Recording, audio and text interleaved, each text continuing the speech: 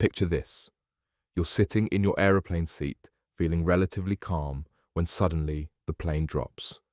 Your stomach lurches into your throat, your hands grip the armrests, and every muscle in your body tenses as the aircraft shakes around you. In that moment, one thought screams through your mind.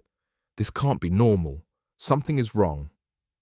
I'm Rob from Skycalm Coach, and if that scenario sounds familiar, you're not alone. That stomach-dropping sensation during turbulence is the #1 fear trigger for anxious flyers worldwide.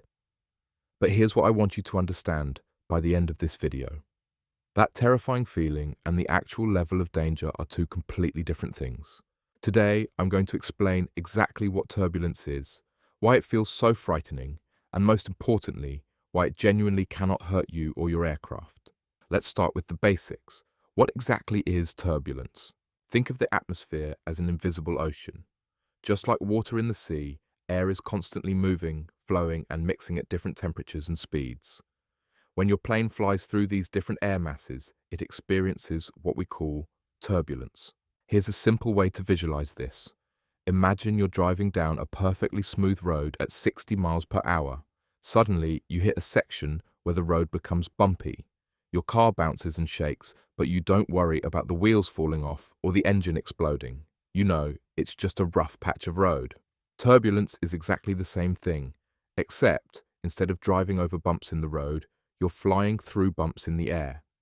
The aircraft is designed to handle these air bumps just like your car is designed to handle road bumps. But here's where it gets interesting. There are actually several different types of turbulence, and understanding them can help reduce your fear. Clear air turbulence happens when your plane encounters jet streams or areas where fast-moving air meets slower-moving air. It's called clear air because there are no visible clouds or storms. It's completely invisible until you fly through it.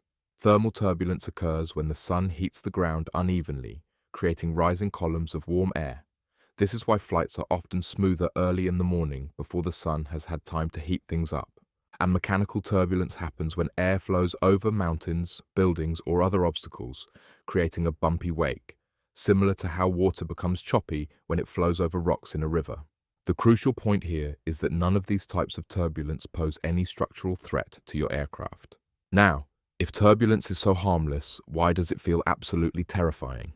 The answer lies in a fundamental disconnect between what your body experiences and what's actually happening. When you hit turbulence, your inner ear, which controls your balance, sends panic signals to your brain. These signals say, "We're falling, we're out of control, danger." Your brain has no context for being 35,000 feet in the air inside a metal tube. Throughout human evolution, if you suddenly dropped or lost your balance, it usually meant something bad was about to happen. So your brain does what it's programmed to do. It triggers your fight or flight response. Your heart rate spikes. Your breathing becomes shallow, your muscles tense. Adrenaline floods your system. All of this happens in seconds, and it feels absolutely real because, from your body's perspective, it is real. But here's what your ancient brain doesn't understand. You're not falling. The airplane isn't losing control. You're experiencing the aviation equivalent of driving over a speed bump. Let me give you some perspective on what you're actually feeling during turbulence. In even severe turbulence, an aircraft typically moves up or down by only 10 to 20 feet. To put that in context, if you were in a 20-story building and took the lift from the ground floor to the second floor, you'd travel about 20 feet vertically. The difference is, in the lift, you expect the movement. In the aeroplane, you don't. The sensation feels much more dramatic because you can't see what's coming. You have no visual reference point to understand the movement. Your body interprets every bump, every drop, every shake as a potential catastrophe. This is why turbulence that lasts only 10 or 15 seconds can feel like an eternity when you're anxious. Your brain, in full panic mode, stretches time. Every second becomes magnified.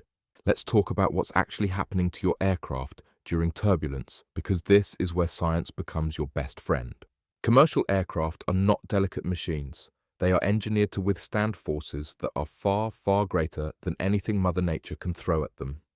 Here's a fact that might surprise you. Before any aircraft is certified to carry passengers, it must be tested to handle turbulence forces that are 50% stronger than the worst turbulence ever recorded in aviation history. Think about that for a moment. The worst turbulence ever recorded, and your plane is built to handle something 50% worse than that. But how do they test this? Aircraft manufacturers literally bend the wings of new planes until they break, just to find the breaking point. And that breaking point is so far beyond anything you'll experience in normal flight that it's almost absurd. During these tests, engineers bend the wings up and down repeatedly, sometimes more than 90 degrees in each direction. The wings flex, they bend, they twist, and they're designed to do exactly that. This flexibility is actually a safety feature, not a weakness. When you look out of your window during turbulence and see the wings moving, that's not the plane falling apart. That's the plane doing exactly what it was designed to do. It's absorbing and distributing the forces of the turbulent air, protecting you inside the cabin. Here's another way to think about it. Imagine trying to break a green tree branch versus trying to break a dry, brittle twig. The green branch bends and flexes. It's almost impossible to snap. The brittle twig breaks immediately. Aircraft wings are designed to be like that flexible green branch.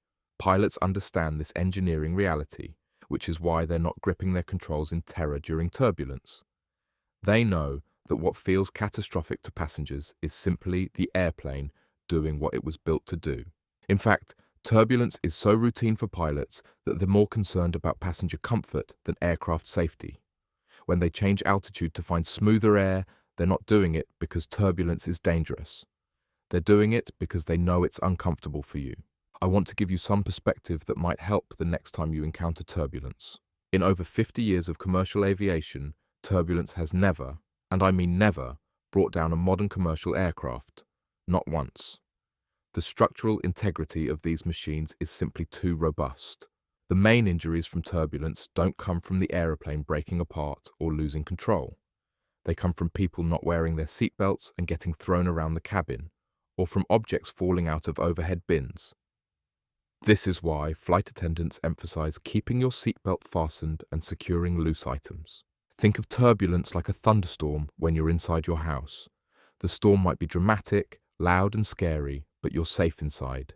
Your house is built to withstand the storm, just like your aircraft is built to withstand turbulence. Here's something else to consider. Commercial pilots fly through turbulence thousands of times throughout their careers. These are people with families, people who want to go home safely to their loved ones. If turbulence posed a real danger, do you think they'd repeatedly fly through it? The aviation industry has spent decades studying every aspect of turbulence. They've developed sophisticated weather radar systems that can detect and avoid the most severe areas. They've created flight paths that minimize turbulent encounters. They've engineered aircraft that can safely handle anything they might encounter. But here's what they can't do, and this is crucial to understand. They can't eliminate your body's natural fear response to unexpected movement. That's something only you can work on. Now, I want to address something important. Understanding the science and engineering behind turbulence doesn't automatically make the fear go away. If you've had panic attacks during turbulence, if your heart races every time you feel the plane shake, if you've cancelled flights because you couldn't face the possibility of hitting rough air, none of that is your fault. Your fear is a normal human response to an abnormal human situation. We weren't designed to fly through the air at 500 miles per hour. Your brain is doing what it thinks is best to protect you. But knowledge is the first step toward changing that response. When you understand that turbulence is normal, predictable, and safe, you begin to give your brain new information to work with. The goal isn't to eliminate all anxiety about turbulence overnight. The goal is to gradually retrain your brain to recognize turbulence for what it actually is, an uncomfortable but completely safe part of flying. Understanding turbulence is just the beginning of overcoming your fear of flying. In my complete guide, Flight Without Fear, I walk you through a comprehensive 7-day system that addresses not just the knowledge gap, but the emotional and psychological aspects of flying anxiety. You'll discover your specific fear profile, because not everyone is afraid of flying for the same reasons. You'll learn practical techniques to manage anxiety before it spirals into panic. And you'll get a step-by-step plan to gradually build your confidence until flying becomes something you can do calmly and comfortably. If you're tired of letting fear make your travel decisions, if you're ready to reclaim your freedom to fly, the link to download Flight Without Fear is in the description below. This isn't just about understanding turbulence, It's about transforming your entire relationship with flying.